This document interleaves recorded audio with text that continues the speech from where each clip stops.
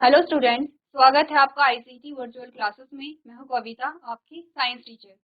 उम्मीद करती हूँ आप सभी अच्छे होंगे और स्वस्थ होंगे। तो क्लास हम डिस्कस कर रहे थे अपना चैप्टर जिसका नाम है हेरिडिटी एंड इवोल्यूशन। अभी तक आपने जाना है कुछ इंपॉर्टेंट टर्म्स के बारे में। आपने जाना है हेरिडिटी किसे कहते हैं, वेरिएशन किसे कहते हैं और किस प्रकार से विविधताओं का संचय यहाँ पर होता है। हम बात कर रहे थे इनहेरिटेड ट्रेट के बारे में। क्या होते हैं इनहेरिटेड ट्रेट? हमारा जो टॉपिक था वो था इनहेरिटेड ट्रेट। तो सबसे पहले इनहेरिटेंस को हमने समझा था। इनहेरिटेंस क्या होती है? आपने कहा कोई भी जो कैरेक्टर आपके पास आते हैं वो क्या होते हैं, ट्रांसफर होते हैं from one generation to other generation. ठीक है, एक पीढ़ी से दूसरी पीढ़ी में जो कैरेक्टर है वो ट्रांसफर हो रहे हैं। इस प्रोसेस को हम क्या कह रहे थे, इनहेरिटेंस कह रहे थे। ठीक है, प्रोसेस को इनहेरिटेंस कहेंगे और जो कैरेक्टर एक पीढ़ी से दूसरी पीढ़ी में आ रहे हैं उस कैरेक्टर को कहेंगे इनहेरिटेड ट्रेट। तो डिफरेंस समझिए इनहेरिटेंस और इनहेरिटेड ट्रेट में। आपने कहा ये थे पेरेंट, ठीक है, या फिर यहीं पे समझ लेते हैं, ये आपके पास है पेरेंट, ये आपके पास आती है F1 जनरेशन, यानी कि पहली पीढ़ी आपके पास आती है। ठीक है, अब आपने क्या देखा, हम बालों के कलर को अगर देखें, आपने कहा जो मदर के बालों का कलर था वो येलो था। ठीक है, अब हुआ क्या, ये येलो कलर है, ये आगे की जो पीढ़ी है उसमें भी ट्रांसफर हुआ और ये ऑरेंज कलर जो है बालों का वो भी आगे की पीढ़ी में ट्रांसफर हुआ। तो इस प्रक्रिया को बालों का कलर का जो पेरेंट है, जो जनक है, उनका जो संतति है यहाँ पर उनमें ट्रांसफर होने की जो प्रोसेस होती है उसे आप कहते हैं इनहेरिटेंस। ठीक है, और जो कैरेक्टर यहाँ पर ट्रांसफर हुआ है जैसे कि बालों का कलर, तो बालों का कलर क्या होगा यहाँ पे, इनहेरिटेड ट्रेट होगा, यानी कि वो कैरेक्टर जो इनहेरिट हुआ है, वो कैरेक्टर जो एक पीढ़ी से दूसरी पीढ़ी में गया है उसे आप कहते हैं इनहेरिटेड ट्रेट। इतनी बात क्लियर है? आपको सबसे पहले समझना है इनहेरिटेंस और इनहेरिटेड ट्रेट में क्या डिफरेंस है। अब बात कर ले अगर इनहेरिटेड ट्रेट क्या होते हैं। यहाँ पे आपने बात की थी वेरिएशन की, न्यू कॉम्बिनेशन की आपने बात की थी। ठीक है, आपने बात की थी न्यू कॉम्बिनेशन की किस प्रकार से आते हैं। अब आप एक इमेज को देखिए, हमने कल बात की थी, हमने यहाँ पर जो दो संतति आपके पास आई थी उसे हमने देख लिया था कि उनमें किस प्रकार से कैरेक्टर ट्रांसफर हुए हैं। आपके पास जो क्वेश्चन था वो था यहाँ पर थर्ड, जो कि गर्ल यहाँ पे आई है, जो लड़की है, आपको ये बताना था कि लड़की में हमने कहा कि यहाँ पे नए कॉम्बिनेशन के चांसेस हैं या नए कॉम्बिनेशन आपको देखने को मिल रहे हैं, क्या थे वो नए कॉम्बिनेशन, ये आपको देखना था। तो शुरू से हम शुरुआत करते हैं। हमने कहा कि यहाँ पर पेरेंट थे, जनक थे, ये मदर है, ये फादर है। ठीक है, यहाँ पर आपको दो कैरेक्टर ध्यान देने हैं, दो गुणों पर आपने क्या करना है, ध्यान देना है। आपने कहा सबसे पहले आपके पास आया हेयर कलर। ठीक है, पहला जो कैरेक्टर आपके पास आया वो है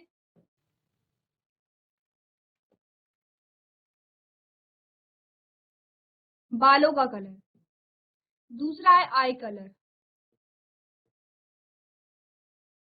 यानी कि आंखों का कलर या आंखों का रंग। ठीक है, दो कैरेक्टर आपके पास आए हैं। अब इन दो कैरेक्टर पे ध्यान दीजिए, इसके दो ट्रेट आपके पास आए हैं। ठीक है, हेयर कलर के दो ट्रेट कौन कौन से हैं? आपने कहा येलो हेयर है और ऑरेंज हेयर है। ठीक है, ये दो ट्रेट आपके पास आए हैं। अगर आई कलर की हम बात करें तो आपने कहा आई कलर आपके पास ब्लू आईज है और आपके पास ब्राउन आईज है।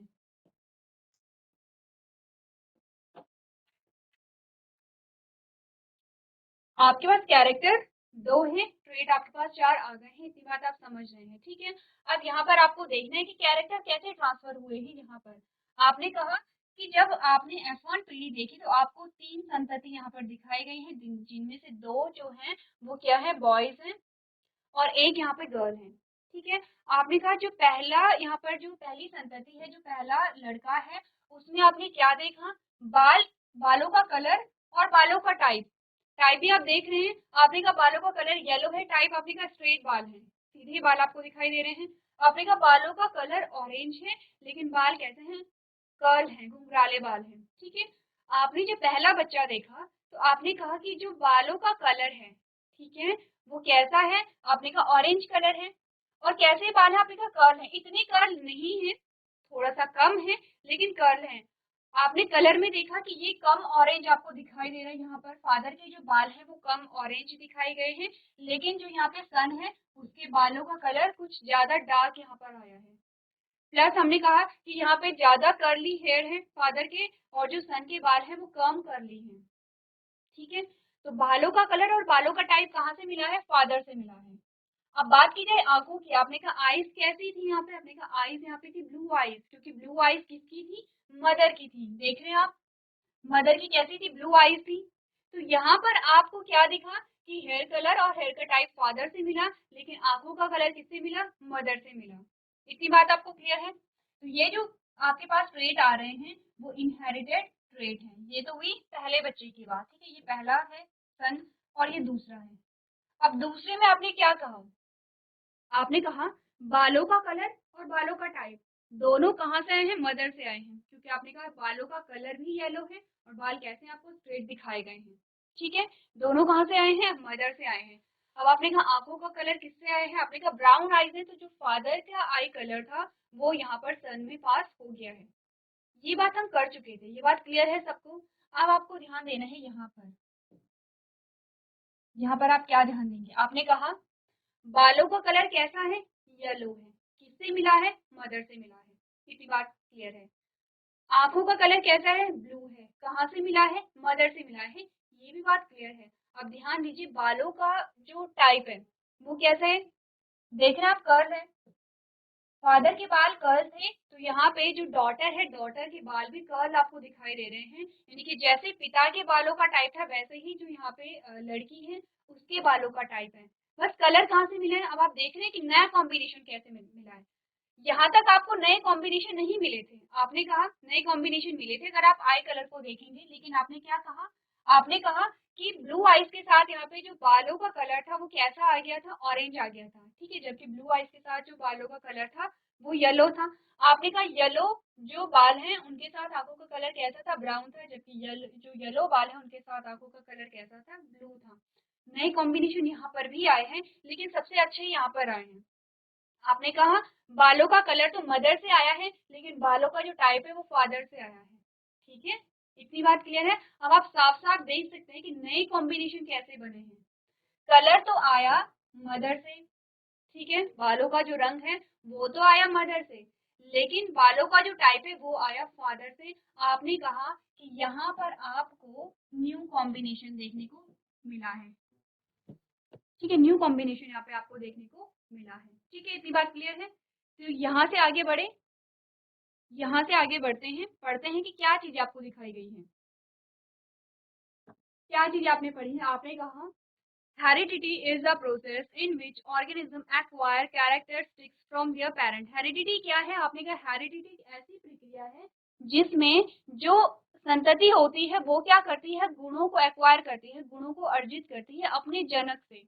कैसे अर्जित कर रही है? आप जान रहे हैं, जेनेटिक मटेरियल ट्रांसफर हो रहा है, क्योंकि जेनेटिक मटेरियल में ही सारी इंफॉर्मेशन है, तो वो क्या कर रहा है? सारे गुणों को अपने जनकों से प्राप्त कर रहा है। ठीक है, दूसरा आपने कहा these characteristics are called trait। Trait कहते हैं, यानी कि कैरेक्टर और ट्रेट में क्या डिफरेंस है ये हम कर चुके हैं। ठीक है, दोनों एक से नहीं है, दोनों में बहुत माइन्यूट सा डिफरेंस है, कैरेक्टर और ट्रेट।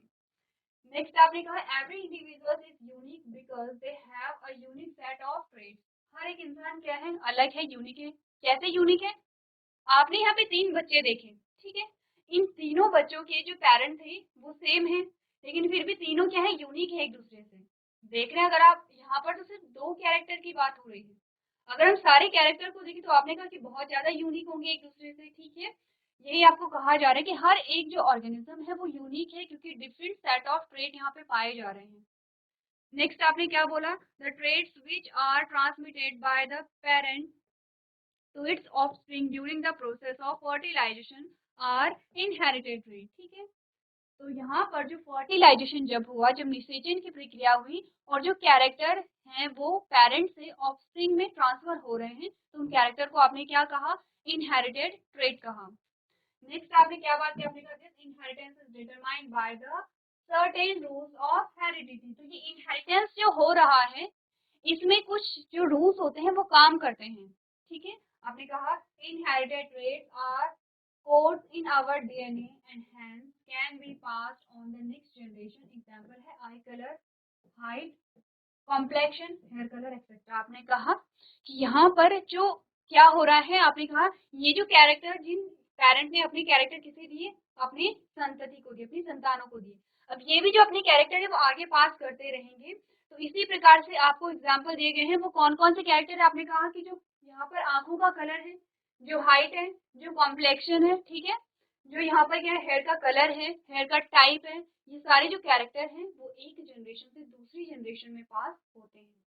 तब आपको समझ आ जाना चाहिए कि इनहेरिटेंस क्या है, इनहेरिटेड ट्रेट क्या है, न्यू कॉम्बिनेशन क्या है। देखिए कॉम्बिनेशन तो नया यहाँ पर भी बना है, यहाँ पर भी बना और यहाँ पर भी बना, लेकिन यहाँ पर हमने क्यों इतना फोकस किया है? क्योंकि बालों में ही आपको क्या देखने को मिल रहे हैं, दोनों के कैरेक्टर देखने को मिल रहे हैं। जो यहाँ पर हेयर थे, हेयर में आपको दोनों के कैरेक्टर देखने को मिले हैं, जबकि यहाँ पर आपने क्या कहा कि बालों का जो कैरेक्टर है वो कहाँ से आया है, फादर से आया है, और आंखों का मदर से आया है। आपने कहा बालों का कैरेक्टर मदर से आया है और आंखों का फादर से आया है। यहाँ पर आपने कहा कि बालों में दोनों के ही कैरेक्टर आ रहे हैं, बालों का टाइप भी आया और बालों का कलर भी आया है। तो इसीलिए ये बेस्ट एग्जाम्पल है किसका? रिकॉम्बिनेशन का। नया कॉम्बिनेशन आपके पास यहाँ पर मिला है। इतनी बात क्लियर है? तो सबसे पहले आपने करना क्या है, एक बार फिर से इमेज को देखिए ध्यान से और एक फ्लो चार्ट बनाइए। आपको इमेज बनाने की जरूरत नहीं है, आप क्या करेंगे, फ्लो चार्ट बनाएंगे। फ्लो चार्ट कैसे बनाएंगे आप? अगर मैं आपको से कहूँ फ्लो चार्ट आप कैसे बनाएंगे, आप कहेंगे मेल और फीमेल लिखिए या मदर एंड फादर लिखिए, कुछ भी आप लिख सकते हैं। मैं यहाँ पर मेल और फीमेल लिख रही हूँ, ठीक है। मेल और फीमेल आपने लिख लिया है। अब ऊपर अगर आपकी जगह तो आप ऊपर लिख सकते हैं, तो आप क्या लिखेंगे? ब्लू आई और येलो हेयर। कैसे हैं? स्ट्रेट हैं, ठीक है। स्ट्रेट को मैं एस यहाँ पर लिख रही हूँ। अच्छा, ये तो किसके कैरेक्टर हैं? फीमेल के कैरेक्टर हैं, ये हैं फीमेल के कैरेक्टर। अब अगर हम मेल के कैरेक्टर देखें तो आप क्या लिखेंगे? आप लिखेंगे यहाँ पे orange, brown eyes, orange hair. कैसे हैं? कर्ल हैं, ठीक है। ओके, ऐसे आपने लिखना है। फिर आप क्रॉस कराएंगे और आप तीन संतति को यहाँ पर दिखाएंगे। यहाँ पर आपने कहा ये भी सन होगा, ये भी सन होगा, ये डॉटर होगी, और जैसे हमने यहाँ पर कैरेक्टर लिखे हैं वैसे ही आप इनके साथ कैरेक्टर लिखेंगे। जो पहला सन है वो होगा यहाँ पर ब्लू आईज, ऑरेंज हेयर और कर्ल है यहाँ पर बाल, ठीक है। दूसरा आपने कहा ब्राउन आईज है, येलो हेयर है, और यहाँ पर जो बाल है वो कैसे हैं? स्ट्रेट है। तीसरा आपने लिखा ब्लू आईज है और येलो हेयर है, कैसे हैं? कर्ल यहाँ पर आए हैं, ठीक है। ऐसे ही आपने करना है कि एक फ्लो चार्ट बनाना है और एग्जाम्पल लिखने हैं यहाँ पर।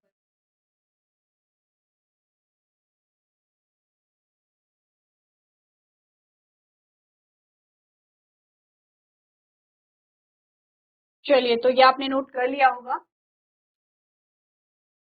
अब नेक्स्ट हम बात करेंगे rules for the inheritance of trait, that's Mendel's contribution, ठीक है। अब हमने क्या बात की थी? जब आप इनहेरिटेंस के बारे में बात कर रहे थे, हमने कहा जो इनहेरिटेंस हो रही है, कैरेक्टर एक जनरेशन से दूसरी जनरेशन में पास हो रहे हैं, तो उसके लिए कुछ रूल्स हैं, उसी के अकॉर्डिंग जो कैरेक्टर है वो पास होते हैं। जैसे कि हमने जब चैप्टर का इंट्रोडक्शन देखा था, हमने कहा था ऐसा नहीं होता कि सारे ही कैरेक्टर आपको दिखाई दे रहे हैं बच्चे में, पेरेंट के। कुछ ऐसे कैरेक्टर होते हैं जो दूसरी या तीसरी पीढ़ी में दिखाई देते हैं। आप देख रहे हैं कि जो ग्रैंड पेरेंट के जो कैरेक्टर होते हैं वो कभी कभी किसमें मिल जाते हैं, जो F2 जनरेशन है उसमें आपको देखने को मिल जाता है। ऐसा क्यों हुआ कि जो वहां पर जो पेरेंट है उनके कैरेक्टर F1 जनरेशन में ना आकर के F2 जनरेशन में है। अब आप समझ रहे हैं F1 जनरेशन F2 जनरेशन का क्या मतलब है? आपके ग्रैंड पेरेंट है, तो आपके पेरेंट है F1 जनरेशन और आप है F2 जनरेशन। तो आपको कहा जा रहा है कुछ ऐसे कैरेक्टर थे जो आपके ग्रैंड पेरेंट से आप में आए, लेकिन आपके पेरेंट में वो नहीं देखे गए। तो हुआ ऐसा क्यों हुआ कि वो कैरेक्टर वहां पे नहीं आया, यानी कि आपके जो पेरेंट्स थे उनमें नहीं आया बल्कि आप में आया है, ठीक है। यानी कि कैरेक्टर स्किप क्यों कर रहे हैं जनरेशन को? ऐसा क्यों नहीं है कि वो हर एक जनरेशन में शो हो रहे हैं, ठीक है। ये आपको यहाँ पे क्या पढ़ना पड़ेगा, कुछ रूल्स हमारे पास आते हैं और वो आपको बताते हैं कि कैसे जो कैरेक्टर है वो ट्रांसफर होते हैं, ठीक है। इसी को कहा गया है मेंडल्स कॉन्ट्रीब्यूशन। तो मेंडल के बारे में पढ़ेंगे कि मेंडल कौन थे, क्योंकि आपने चैप्टर पढ़ लिया है, आप मेंडल के बारे में जानते हैं। बहुत ज्यादा डिस्कस नहीं करेंगे, हमें डिस्कस करने हैं लॉ, क्योंकि आपके पास लॉ आते हैं। तो हम डिस्कस करेंगे क्या क्या लॉ थे, पढ़ लेते हैं। यहाँ पर आपको बताया गया है Gregor John Mendel was a scientist who is recognized as the father and founder of genetics, क्योंकि आप जानते हैं कि आनुवंशिकी के पिता किसे कहते हैं, ग्रेगर जॉन मेंडल को कहते हैं, यानी कि फादर ऑफ जेनेटिक कहते हैं। ठीक है, चलिए नेक्स्ट आपको बताया गया है Mendel's conducted many experiments on the P plant Pisum sativum. ठीक है, कौन सा प्लांट होगा, पी प्लांट है, पाइसम सटाइवम इसका क्या है, साइंटिफिक नेम है। Between 1856 and 1863, he studied the result of the experiment and conducted many observations. Thus, a law of inheritance or Mendel's law of inheritance come into existence. तो क्या हुआ देखिए, आपसे ये पूछा जाता है कि मेंडल ने क्या किया। आपको ये पता है कि मेंडल क्या थे, चर्च में पादरी थे। वहां पर क्या था, उनका गार्डन था अपना, और वहां पर उन्होंने मटर को उगा रखा था, जो पी प्लांट है उसे उगा रखा था।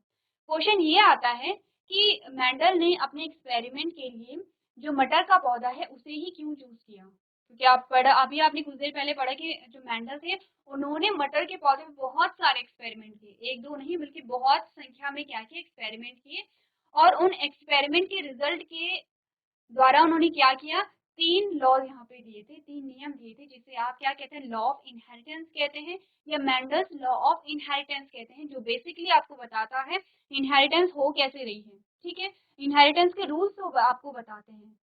तो आपसे पूछा जाता है कि क्यों मेंडल ने अपने एक्सपेरिमेंट के लिए मटर के पौधे को ही चूज किया, तो आपका आंसर क्या होता है, क्योंकि जो पी प्लांट था उसमें बहुत सारे कैरेक्टर मेंडल को दिखाई दिए, बहुत सारे कंट्रास्टिंग कैरेक्टर दिखाई दिए। ठीक है, तो क्या हुआ, जब मेंडल ने अपने गार्डन में एक दिन देखा तो वो मटर के पौधे को बड़े ध्यान से ऑब्जर्व कर रहे थे, बहुत सारे पौधे थे। उन्होंने देखा कोई मटर का पौधा बहुत बड़ा था, यानी कि उसकी हाइट ज्यादा थी, कोई बहुत छोटा था। उन्होंने देखा कि कोई जो मटर के दाने थे वो कैसे थे, येलो कलर के थे, और कोई कैसे थे, ग्रीन कलर के थे। ठीक है, उन्होंने देखा कि यहाँ पे फ्लावर जो फूल है, फूल भी अलग अलग रंग के दिखाई दे रहे हैं। उन्होंने कहा जो फली है, फली आप जानते हैं जिसके अंदर जो मटर के दाने होते हैं, आपने कहा जो फली है उसका कलर भी उन्हें अलग अलग दिखाई दिया। तो वो बड़े कंफ्यूज हुए कि सिर्फ मटर के पौधे में, क्योंकि सारे ही मटर के पौधे हैं, उनमें अलग अलग कैरेक्टर कैसे आ पा रहे हैं। ठीक है, अब उन्होंने किया क्या, क्यों उन्होंने चूज किया, क्योंकि एक तो मटर का जो पौधा होता है वो द्विलिंगी पौधा है। ठीक है, द्विलिंगी पौधा है, प्लस क्या होती है, इसकी जो लाइफ साइकिल है वो छोटी होती है, क्योंकि आप जल्दी जल्दी से ग्रो करा सकते हैं। तीसरा आपने कहा कि बहुत सारे कंट्रास्टिंग कैरेक्टर्स में मिल रहे थे, तो अब मेंडल ने क्या किया, एक कैरेक्टर को लेकर स्टडी करना शुरू कर दिया। एक कैरेक्टर यानी कि उन्होंने सबसे पहले एक कैरेक्टर को लिया होगा, एक कैरेक्टर को फोकस में रखा होगा, और उन्होंने स्टडी करना शुरू कर दिया। उन्होंने कहा क्या होगा अगर मैं अलग अलग कंट्रास्टिंग ट्रेट को लूं और उनके बीच में क्रॉस कराऊं, तो मेरे पास रिजल्ट क्या आएगा। यानी उन्होंने किया क्या, उन्होंने कहा कि दो प्रकार के पौधे आए थे, एक तो लंबा पौधा था और एक था बौना पौधा, यानी कि क्या कहेंगे, एक तो था टॉल प्लांट, एक था ड्वार्फ प्लांट। ठीक है, इतनी बात क्लियर है। अब उन्होंने कहा क्या होगा अगर एक लंबे पौधे को एक बौने पौधे के साथ क्रॉस करा दिया जाए, तो जो हमारे पास F1 जनरेशन आएगी उसका रिजल्ट क्या होगा, उसमें कैरेक्टर कौन से आएंगे, उसमें गुण कौन से आएंगे, उन्होंने ये देखना चाहा। अब आप क्रॉस का मतलब समझ रहे हैं कि क्रॉस कैसे करवाया होगा। क्रॉस का मतलब है पॉलिनेशन, यहाँ पे पॉलिनेशन हुई होगी, फर्टिलाइजेशन हुआ होगा। फर्टिलाइजेशन का मतलब है, क्या मतलब है, आपने कहा कि fusion of male and female gamete, यानी कि नर और मादा युग्मक के संलयन को आप क्या कहते हैं, फर्टिलाइजेशन या निषेचन कहते हैं। अब इसे करने के लिए मेंडल ने क्या किया, मेंडल ने कहा दो पौधे हैं, इन्हीं दो पौधों के बीच में पॉलिनेशन होनी चाहिए। अब पॉलिनेशन अगर होगी, आपने कहा अगर पॉलिनेशन हो रही है,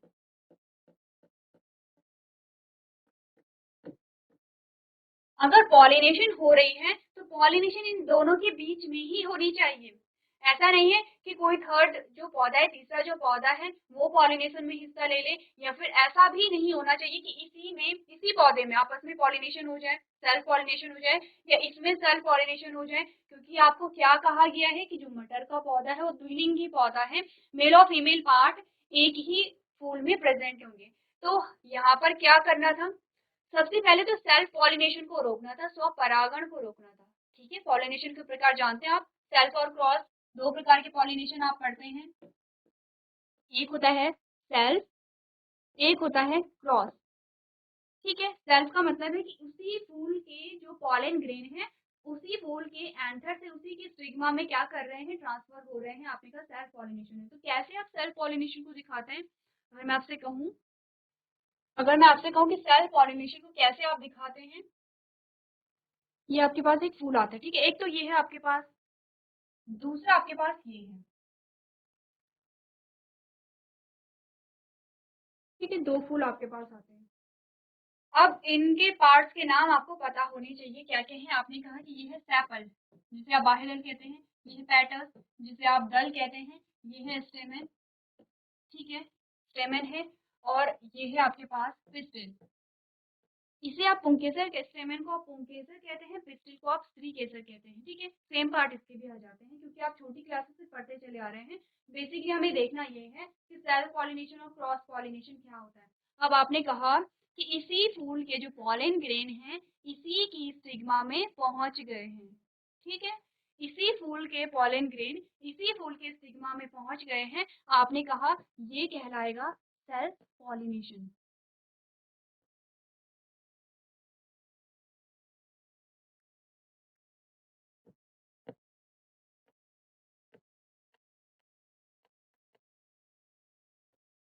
हो गया सेल्फ पॉलिनेशन, ठीक है।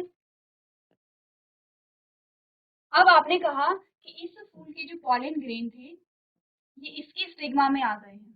फॉर एग्जाम्पल ये अलग पेड़ पर है, यानी कि ये अलग पौधे पे है और ये अलग पौधे पे है, ठीक है, ये अलग पौधे पे है, ये अलग पौधे पे है। आपने कहा इसके जो पॉलन ग्रेन है वो इसकी स्टिग्मा पर पहुंच गए हैं, तो इसे आप क्या कह रहे हैं, क्रॉस पॉलिनेशन,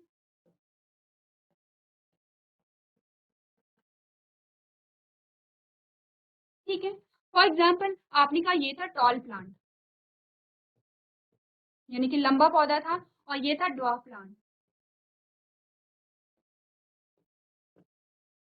अब आप चाहते क्या हैं, आप चाहते क्या हैं, आप चाहते हैं कि जो लंबे पौधे हैं उसके पॉलन ग्रेन उसकी स्टिग्मा पे आ जाएं, या फिर या ये हो सकता है कि इसके पॉलन ग्रेन इसकी स्टिग्मा पे आ जाएं। आप ये चाहते हैं कि जो पॉलिनेशन है, पॉलिनेशन इन दोनों के बीच में हो, ना तो आपस में पॉलिनेशन हो, ना तो कोई जो तीसरा पौधा है उसके बीच में पॉलिनेशन हो, सिर्फ इन दोनों के बीच में ही पॉलिनेशन हो। तो सबसे पहले तो क्या किया गया, सबसे पहले ये किया गया कि इस पौधे से क्या करा दिया गया, जो यहाँ पर स्टेमन है, जो पुंकेसर है, उसके पार्ट को हटा दिया गया, ठीक है। अब पॉलिनेशन आप समझ गए हैं, मैं इसे हटा रही हूँ।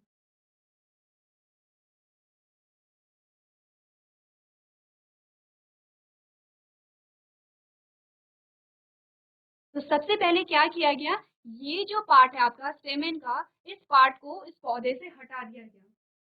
क्या कहते हैं इसे, इमैस्कुलेशन कहते हैं, ठीक है, इस प्रोसेस को आप क्या कह रहे हैं, इमैस्कुलेशन कह रहे हैं। यानी कि किसी पौधे से जो स्टेमन है या एंथर को हटाने की जो प्रोसेस होती है उसे इमैस्कुलेशन कहते हैं। तो लिख दें, सबसे पहले आपने क्या किया, इमैस्कुलेशन कर दिया है।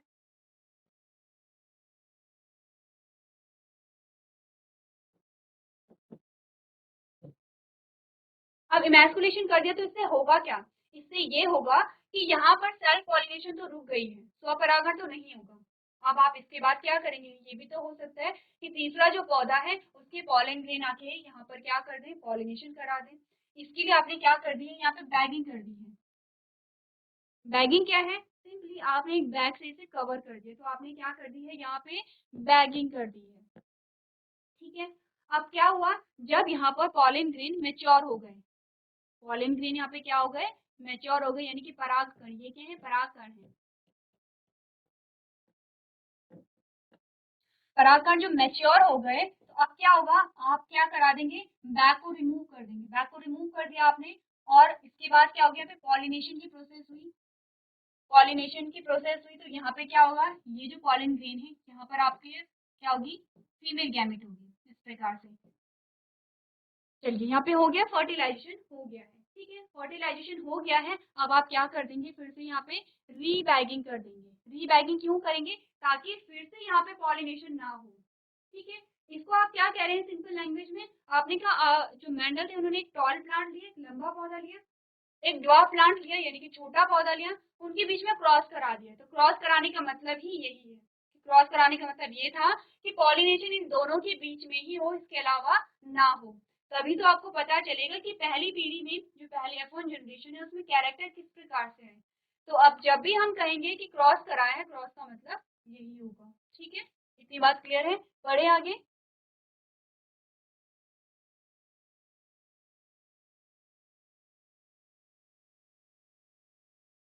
चलिए,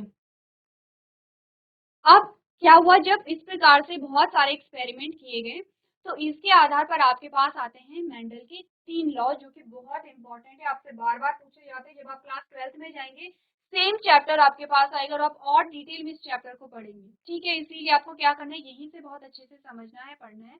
आपने कहा पहला लॉ होगा लॉ ऑफ डोमिनेंस, जिसे आप कहते हैं प्रभाविता का नियम। ठीक है, दूसरा है लॉ ऑफ सेग्रीगेशन, जिसे आप कहते हैं पृथक्करण का नियम। ठीक है, और तीसरा होगा लॉ ऑफ इंडिपेंडेंट असॉर्टमेंट, जिसे आप कहते हैं स्वतंत्र अपव्यूहन का नियम।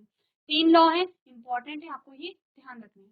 नेक्स्ट आपको कहा गया है there are 3 Mendel's law of inheritance, this law come into existence by the experiment on the pea plant in a variety of different traits. Mendel started his research with a monohybrid cross. Monohybrid cross से Mendel ने यहाँ पे शुरुआत की थी, ये भी ध्यान रखें, नोट कीजिए। हमने क्या बात की, मेंडल ने एक कैरेक्टर को लिया, सबसे पहले एक पर्टिकुलर कैरेक्टर को लिया। कैरेक्टर में लिया तो हम इसे क्या कहेंगे, एक कैरेक्टर को लिया तो मोनोहाइब्रिड क्रॉस से यहाँ पे शुरुआत होती है। उसके बाद हम डाईहाइब्रिड क्रॉस को भी यहाँ पर देखते हैं। तो सबसे पहले करना क्या है, कितने लॉ आते हैं मेंडल के वो आप नोट कीजिए।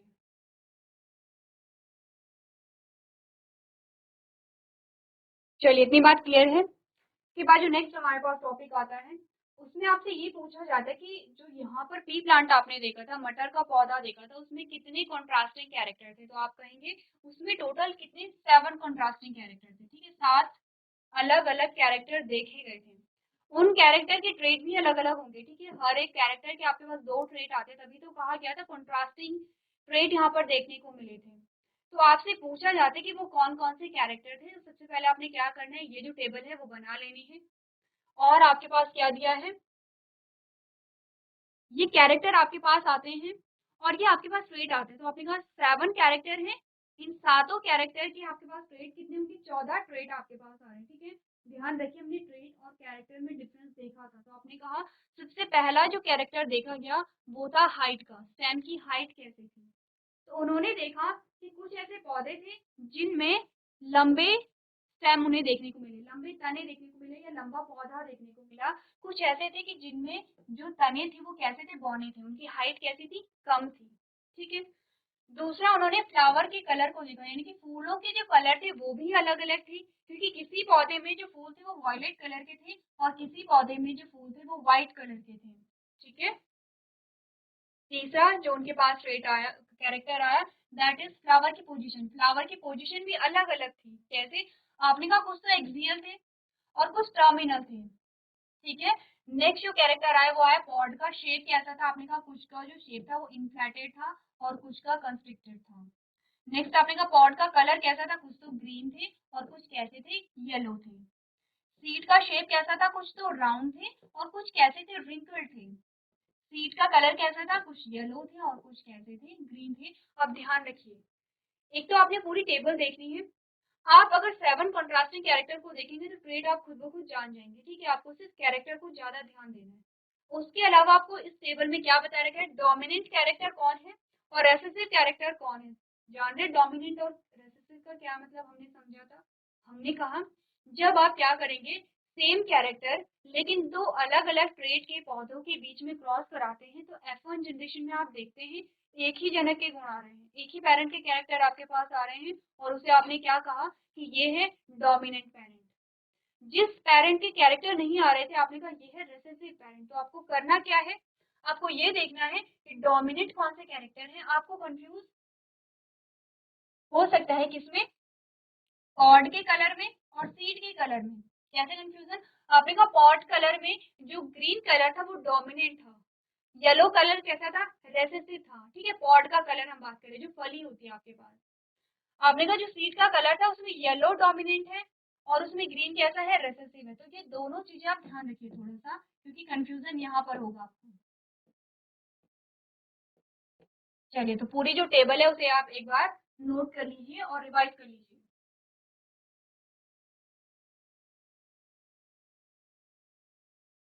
चलिए, तो अब यहाँ से हम स्टार्ट करते हैं। हमारे पास जो लॉज आते हैं,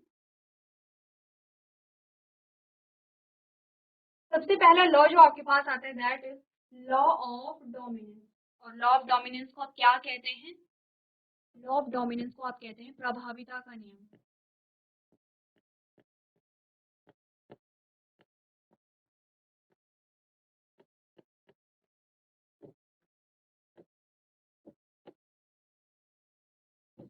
ठीक है, इसे आप कहेंगे प्रभाविता का नियम। क्या कहते हैं प्रभाविता का नियम? वही आप डोमिनेंट और रिसेसिव की बात यहाँ पर की जाती है। ठीक है,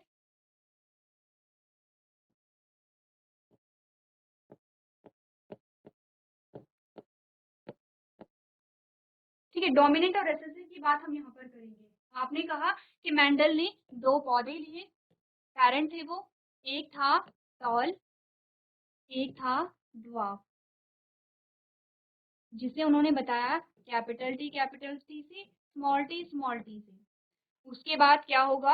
आपने कहा कि उसके बाद बनेंगे गैमीट। तो गैमीट यहाँ पर दो बनेंगे लेकिन एक ही प्रकार के बनेंगे, इसीलिए हम एक एक गैमेट यहाँ पर लिखेंगे। अब इनके बीच में क्रॉस कराया गया और आपके पास क्या आएगी? F1 जनरेशन आएगी। F1 जनरेशन आपके पास क्या है? Capital T small T. और रिजल्ट में आपने क्या देखा? All toll. तो आपने कहा कि यहाँ पर जो गुण आए वो इस पेरेंट के आए। तो ये पेरेंट क्या था? प्रभावी था। ठीक है, और जिस पेरेंट के गुण नहीं आए वो ये था, तो ये क्या हुआ? यहाँ पे अप्रभावी हुआ।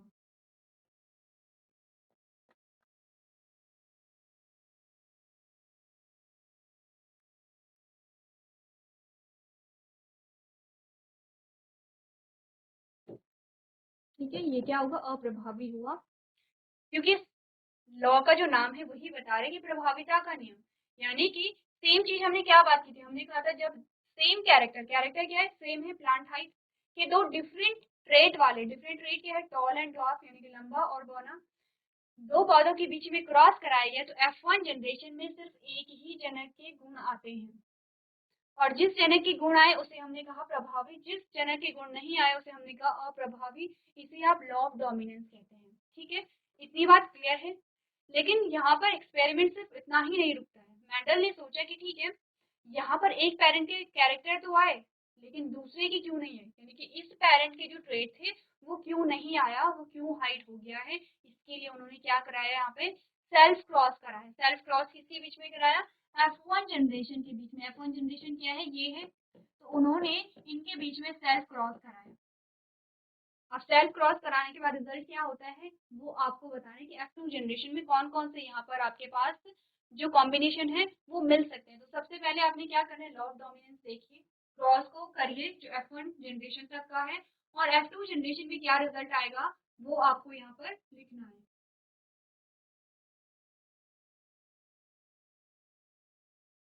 चलिए, तो अब आप बात किसकी करेंगे? F2 जनरेशन की करेंगे। आपके पास ये तो है F1 जनरेशन, ठीक है। फिर आपने गैमीट बनाए, गैमीट बनाएंगे, फिर आपके पास क्या आएगी? F2 जनरेशन आएगी। F2 जनरेशन में आपके पास क्या क्या कॉम्बिनेशन आए आपने ये देखना है। F2 जनरेशन में क्या अप्रभावित जनक ने खुद को एक्सप्रेस किया, आपने ये देखना है। एक्सप्रेस किया तो किस प्रकार से किया, अगर नहीं किया तो क्यों नहीं किया। ये सारे आपके जो क्वेश्चन हैं वो आप घर से करके लेके आएंगे। ठीक है, तो ये आपका होमवर्क रहता है। ये जो आपका है ये आपका होमवर्क रहता है, आप इसे घर से करके लेके आएंगे। तो आज के सेशन में हम इतना ही करेंगे। अभी तक क्लास में बने रहने के लिए आपका धन्यवाद।